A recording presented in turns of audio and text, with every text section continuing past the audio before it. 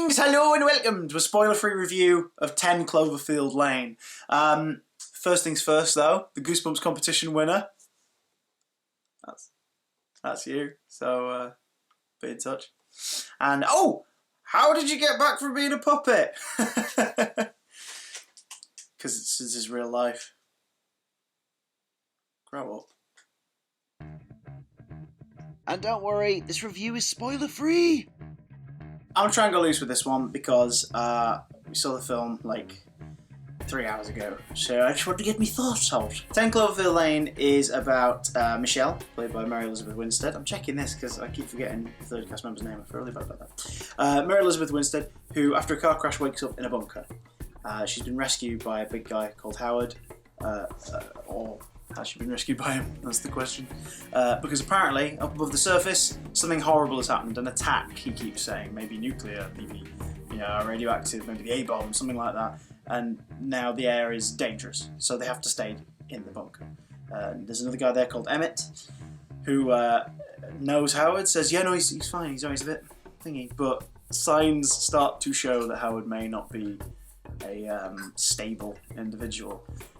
And Michelle begins to question whether or not there is anything out there, or whether or not she's just being kept indoors by an absolute raving psychopath. The film's pretty tense, mostly because it's contained within about 3 or 4 small rooms and never goes beyond that once you get into the bunker for the majority of the movie's running time. Mary Elizabeth Winstead is quite level-headed, considering how scary this is. She's on top of it. She's very adaptable.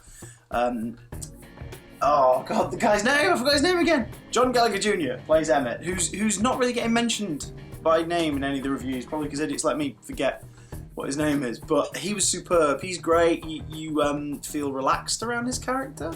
He doesn't feel like there's anything going on beneath the surface in his head or anything. But John Goodman, however, as Howard, is terrifying. You don't really know at any one time whether or not Michelle and Emmett are safe around this man. Because he's very protective, and he's very prepared, and he's got everything sorted. They could live down there for up to 2 years, apparently. And yet, what if he is making it all up? And that's where the whole appeal of the film comes from. It's a monster movie in the sense of like being trapped with a monster. Don't let the title fool you. 10 Cloverfield Lane, if you're going into this expecting a sequel to Cloverfield, a prequel to Cloverfield, a spin-off of Cloverfield, get that thought out of your mind. J.J. Abrams, I think it was him, someone from making of the movie, it might have been the director Dan Trachtenberg, referred to this film as a blood relative of 2009's Cloverfield. And I think that's the best way to describe it, because it's almost like the Twilight Zone of movies in that it kind of feels like it's cut from the same cloth. It's not directly connected to Cloverfield, or is it? That's up for you to decide. To say any more would ruin your experience. I don't want to say anything else. This is a stunning small film that feels claustrophobic. It feels tense from like 2-3 minutes in, and that tension remains. It just sort of peaks and troughs. It doesn't go away. The last sort of 10 minutes toward the end of Act 3 plays around with your expectations quite a bit. Again, I don't want to say anything, I'd rather you see it and judge for yourselves. It's definitely worth seeing. If you're a horror fan, if you're a fan of sort of tense movies, thrillers, watch it. If you're a science fiction fan, put your expectations to one side. Like I said, it's not Cloverfield, but it kind of is. And to say any more would ruin. So I'm just going to sum it up like this. I give it a confident 4 stars. 4 of them.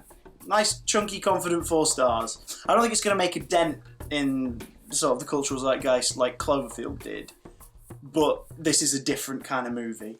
If that was the big blockbustery, independent-y, sci-fi weird movie, this is the smaller, independent-y sci-fi movie. Genius stroke of marketing as well, the fact they didn't reveal anything about this at all until the trailer came out about a month and a half ago, because I went into it not knowing what to expect, and came out very pleasantly surprised. 4 stars. So do check it out if you can, and if you want to talk about spoilers, you want to hear what we thought about some of the more specific elements of the movie, if you've already seen it, that also helps.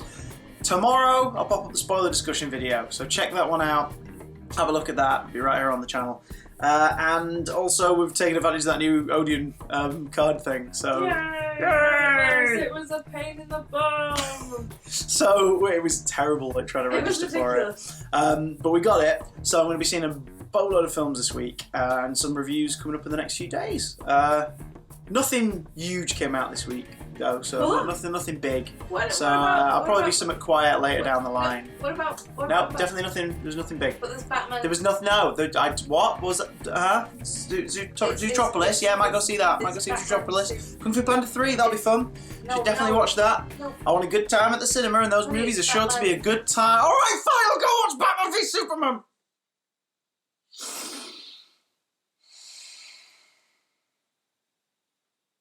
Do I really have to?